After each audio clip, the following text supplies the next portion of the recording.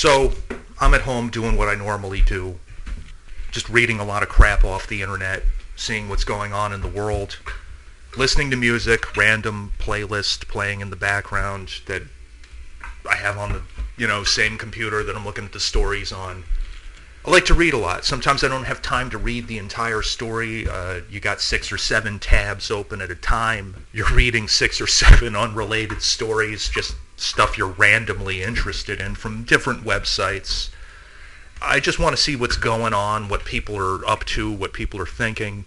There's no particular events I like to keep up with. It's just like the world seems like it's in a state of chaos at all times. You almost expect to read stories about people jumping out of windows like it's the stock market crash or something. The way everybody's just yelling about everything or worried about the whole world's going to hell and there's nothing we can do about it. That's the underlying feeling, the economic collapse of everything. You know what I'm saying? If you're out of work right now and you're out there looking for a job, God bless you. I hope there's some angel standing over your shoulder, because just about every position you're applying for, even if it's a big step down for you, you're going to be waiting for about 2 or 3 hours with 20 other people there. Thank God I'm not out there looking for a job. I refuse to go back out there into that jungle again. And anybody who's been through the jungle and has made his way out, you don't want to go back in. You'll hold on to your low-paying retail job because it's stable. That's me. We're all little rats clinging on to the flotsam and jetsam of some sinking ship, the little pieces of wood that float to the surface from a destroyed ship, and we're just clinging on to them for our dear life, living from paycheck to paycheck with no savings as we spend 100% of our income just to pay all the bills. This is life, kiddo. We can complain about it. Some people are. And I'm in favor of that. But the truth is, in order to solve these problems, it's going to cost a lot of money to people who have money. And we see that that's not on the menu as far as these politicians are concerned. They could solve these problems, but it's going to cost a lot of money. And when solving a problem that people have, millions of people, costs a lot of money, I think we can understand that these problems won't be solved, and being poor is just the new normal for everybody. That's the new normal for you. Here's your job. Be lucky you got one. Anyway, so I'm reading stories, and I recorded this some time ago. Today is the day that Lou Reed died. Was I a fan of Lou Reed? Sort of. He was interesting. There was a lot of interest in him. He was considered to be an artist ahead of his time. In my playlist of about 1,600 songs, there's probably about 2 or 3 Lou Reed songs on there. A couple of Velvet Underground songs. I've taken a listen. He was a songwriter. He was good. He was an artist. There's no question about that. The one thing about artists in the 1970s and whatnot, whether it would be in David Bowie or Lou Reed, one thing that they used to do is they had periods. Like, this is his folk period, and this is his pop period, and this is his glam rock period, and this is his sort of alternative arty period. Every album that they would put out, certain artists, would be completely different than the last one they put out. So they always kept people guessing with either changing the way that they looked or changing the kind of music that they were making. It seemed like it was more erratic. Or maybe they were just trying to prove how much of an artist they were, that they could do a lot of different things. Lou Reed was kind of like that kind of guy. I like some of his music. I think he had something going on. And you could tell he had sort of a garage rock background, starting off with the Velvet Underground and whatnot. Some of the songs are really good. I like the listening to those people jam with sort of a lot of feedback in the background, and it doesn't sound too professional. It's not too cleaned up by a studio, and it sounds kind of like randomly composed music to a certain extent, like they didn't spend a lot of time on it. And there's a certain flavor to that kind of music. So I have a couple of those songs in the playlist, like I said, of about 1,600 songs or whatever. And I put it on random, just put that playlist on random. Let's hear a little noise in the background as I'm reading. I read the story of his death. He wasn't a young man. He was 71. That's pretty old. And if you don't take good care of yourself, yeah, you'll probably be dead around 71, especially if you spent years, doing heroin and boozing it up and taking a lot of pills and staying up for 3 days at a time or whatever it is you're doing. Yeah, you're not gonna. You're damn lucky if you even make it to 71. Those are just the facts. And I was reading he died. Well, what he died? Well, doctors aren't saying, but he had a liver transplant in May. All right, so he wasn't doing well. He had the money and the wherewithal and somehow to get a liver transplant, which means he fucking destroyed his liver with all of his years of abuse.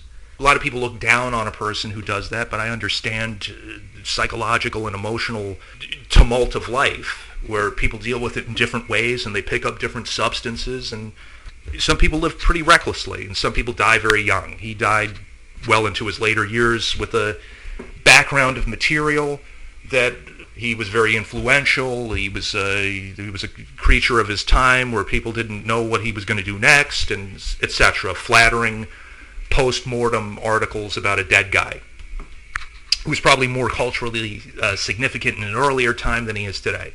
But still a producer of good music. He was a decent songwriter. I can't deny that. So I read the story, click out of that, and doing a couple other things, and just like I said, just randomly, out of nowhere, I've got maybe like 2 Lou Reed songs on there, maybe 2, like a couple Velvet Underground songs at least. And all of a sudden, the song comes on, Lou Reed's Finish Line.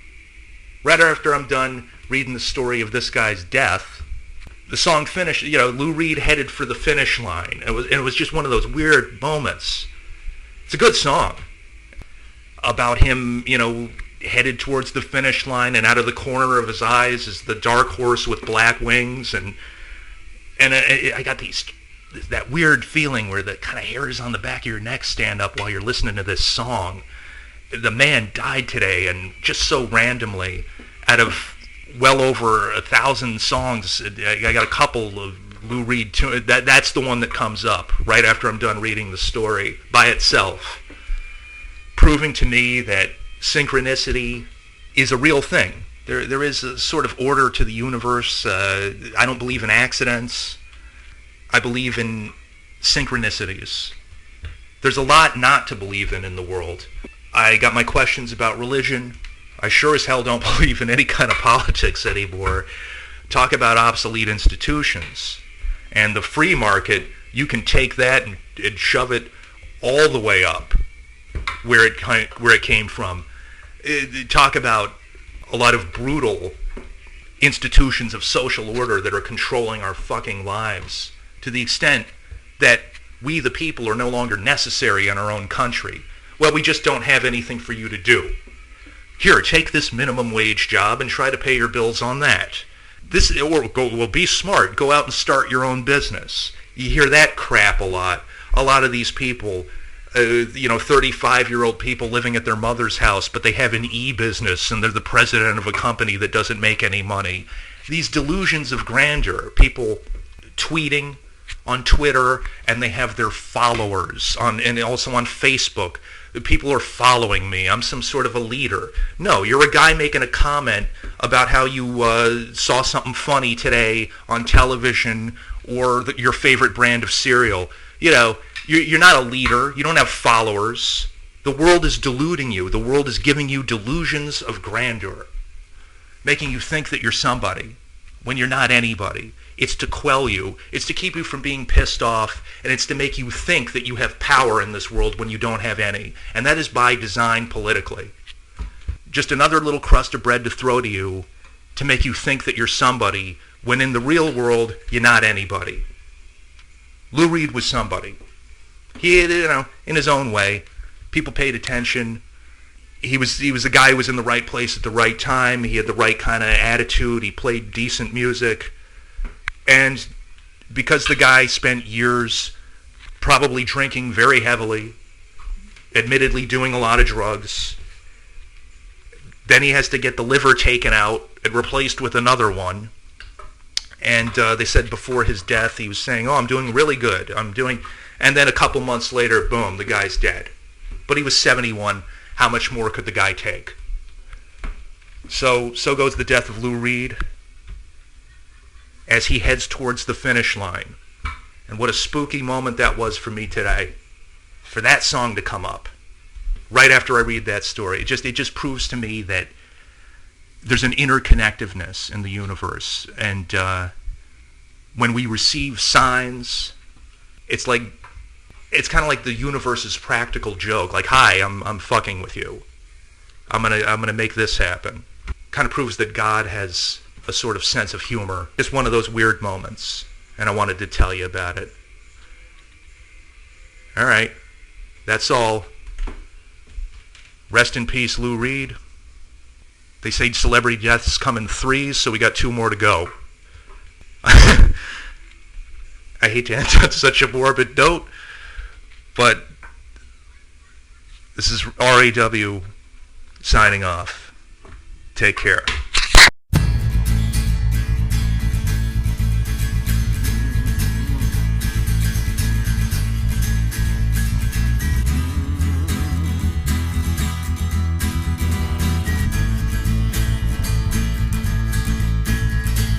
Wind blows snow outside my window.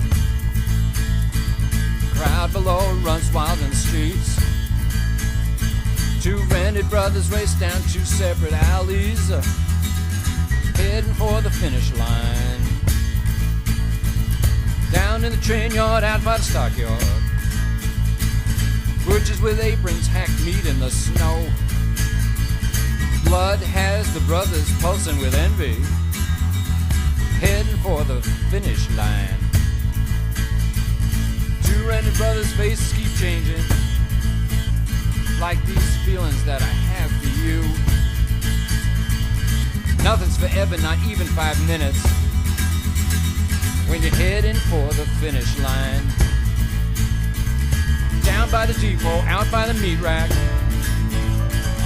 down by the tunnels surrounding the jails. Prisoners are marching squares and in circles. They're heading for the finish line.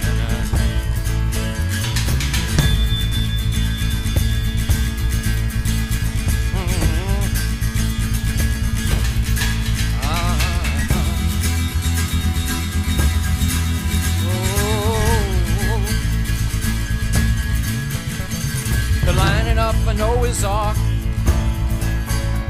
They're stabbing each other in the dark, saluting a flag made of some rich guy's socks, heading for the finish line. Close to the line, the ice is cracking. 2 rented feelings sitting in the stands. 2 mothers, 2 fathers, and both of them are paid for. All of a sudden it comes back to me. Just up ahead's the finish line. 2 rented referees and 2 checkered rags. Out of the corner of my eye comes a dark horse with black wings. Ooh, heading for the finish line. I'm 5 years old, the room is fuzzy. I think there's also a very young girl. It's so hard to remember what happened exactly as I'm staring at the finish line. Ooh, first came fire, then came light, then came feeling, then came sight.